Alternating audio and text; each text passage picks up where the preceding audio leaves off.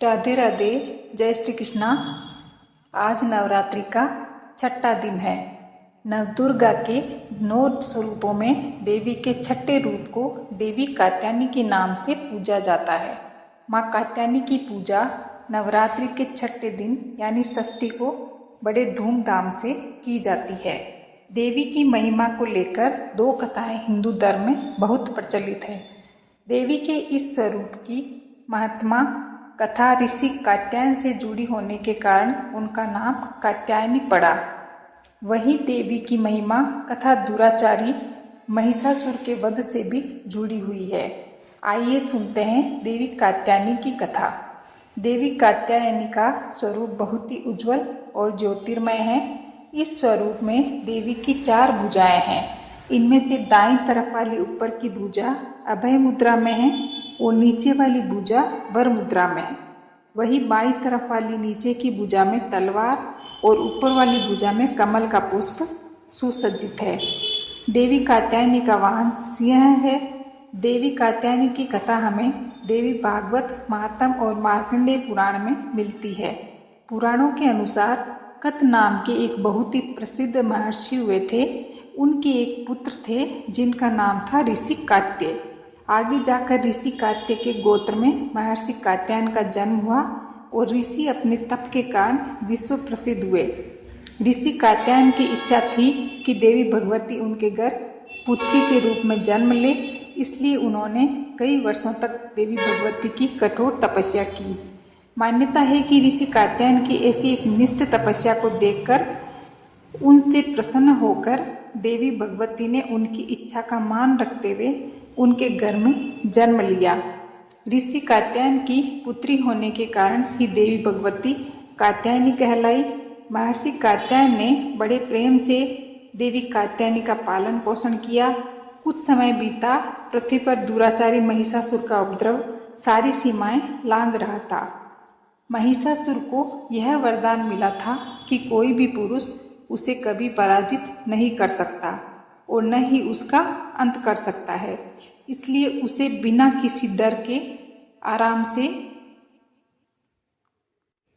इसलिए उसे किसी का डर नहीं था और देखते ही देखते उसने देवलोक पर भी अपना कब्जा कर लिया। तभी भगवान विष्णु, प्रजापति ब्रह्मा जी और देवाधिदेव महादेव ने उसका विनाश करने के लिए अपने अपने तेज से मिली उत्पन्न किया।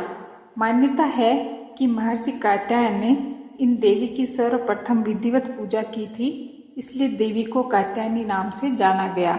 वहीं देवी कात्यायनी से जुड़ी एक और पौराणिक कथा के अनुसार देवी की उत्पत्ति महर्षि कात्यायन के यहाँ अश्विन महीने में कृष्ण चतुर्दशी को हुई थी।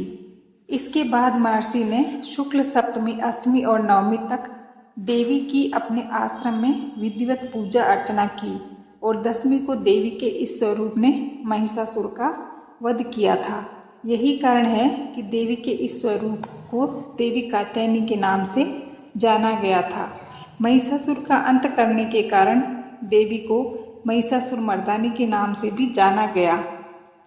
फ्रेंड्स, देवी दुर्गा का यह स्वरूप अमोघ फलदायिनी है। ब्रज की गोपियों ने करुणा अवतार श्री कृष्ण को अपने पति के रूप में पाने के लिए कालिंदी यमुना के किनारे देवी कात्यायनी की ही आराधना की थी। इसी कारण वर्तमान में भी देवी कात्यायनी समस्त ब्रजमंडल की अधिशास्त्री देवी है। स्कंद पुराण में देवी कात्यायनी के बारे में उल्लेख मिलता है कि उनकी उत्पत्ति परमेश्वर के सांसारिक क्रोध से हुई थी। नवरात्रि के छठे दिन देवी दुर्गा के इस स्वरूप की पूजा काफ़ी महत्व रखती है। ऐसी मान्यता है कि देवी कात्यायनी की पूजा में लाल और सफ़ेद रंग के कपड़े पहनना बहुत शुभ होता है। मान्यता यह भी है कि माँ कात्यायनी के चरणों में अपना सब कुछ समर्पित करने से उनकी आराधना करने वाले भक्तों को उनके दर्शन प्राप्त होते हैं। देवी के इस स्वरूप के पूजन से भक्तों में एक अद्भुत शक्ति का संचार होता है। देवी कात्यायनी का ध्यान गोधूली बेला में किया जाना चाहिए। देवी कात्यायनी का आराधना मंत्र है ओम देवी कात्यायनी नमः, अर्थात ओमकार के जैसे निर्विकार स्वरूप वाली देवी कात्यायनी की कृपा और शुभ दृष्टि हम पर बनी रहे। हम उन्हें बारंबार नमस्कार करते हैं। देवी कात्यायनी को शहद बहुत प्रिय है, इसलिए नवरात्रि के छठे दिन देवी कात्यायनी की पूजा में शहद या शहद से बनी चीज़ों का भोग लगाना चाहिए।